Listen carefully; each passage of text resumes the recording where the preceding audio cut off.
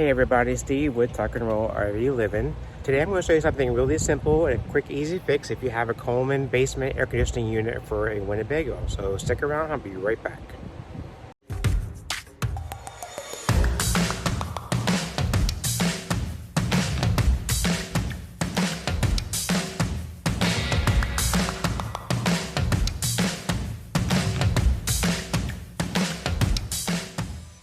Okay, so we have a 2002 Winnebago Journey DL 39QD, and it has the Coleman Mach basement AC residential unit.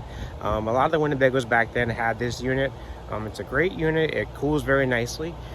So a few months ago, we had an issue with it not cooling. It would come on, but there was no cold air at all. So before I call a tech, I try to fix it myself because I try to save some money.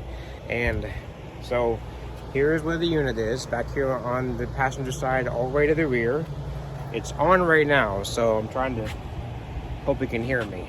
So to open the door, you open this compartment next to it, and there is screws down here that hold it in place.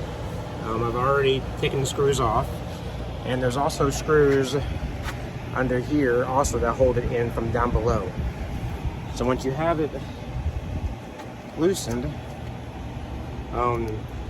this won't stay up by itself. So you have to find something to hold it up for you. So I'm gonna use my ladder real quick.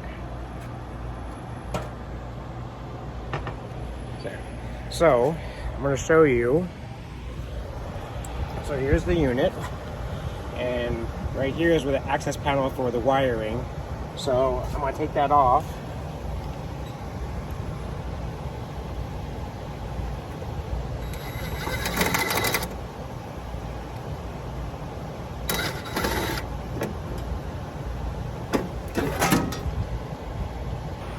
That's one way to do it, I guess. Okay, so what I did was, when I came into the panel, there is a light right here that, as you can see, it's green right now, but it wasn't green at the time because obviously there was a problem. The lights down here were red. They were lit up because, again, there was an issue. So I started playing with the wires, seeing the connection, make sure I'm nice and tight, and in doing so, I found this. So here's one end, the plug, here's the other end. Obviously it was toasted. So in that wire, this wire right here is right here. So I went to Ace Hardware and I found a wire this length. It was 80 cents. I got the two plugs on the ends for 20 cents a piece. So it cost me $1.20 to fix this unit.